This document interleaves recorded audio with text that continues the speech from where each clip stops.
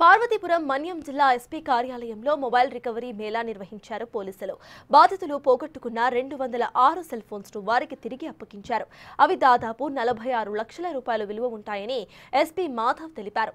ఇప్పటి వరకు జిల్లా వ్యాప్తంగా సెల్ ఫోన్ పోయింది అంటూ 12,000 ఫిర్యాదులు అందాయని, ఇప్పటికే 500 మందికి వారి సెల్ ఫోన్లు అప్పగించామని అన్నారు.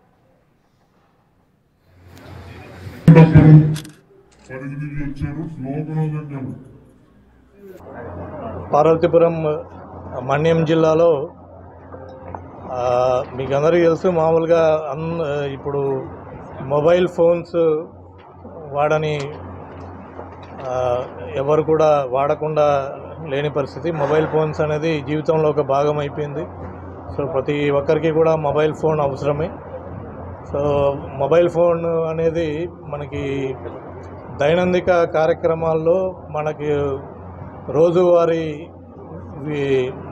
విధుల్లో మనకు పనికొచ్చే ఒక పరికరం. కేవలం అది మాట్లాడుకునే చరవాణినే కాదు, మన ఇంటర్నెట్ బ్యాంకింగ్ కానీ, మన పర్సనల్ మెమొరీస్ కోసం కానీ, ఫొటోస్ కానీ, సో ఈ విధంగా రకరకాలుగా మొబైల్ ఫోన్ కేవలం మాట్లాడుకునే యంత్రమే కాకుండా ఎన్నో ఉపయోగకరమైన పనుల్ని సులభతరంగా చేసే విధంగా మొబైల్ ఫోన్ ఉండడం, అది ప్రతి ఒక్కరి జీవితంలో భాగస్వామ్యం కావడం జరిగింది.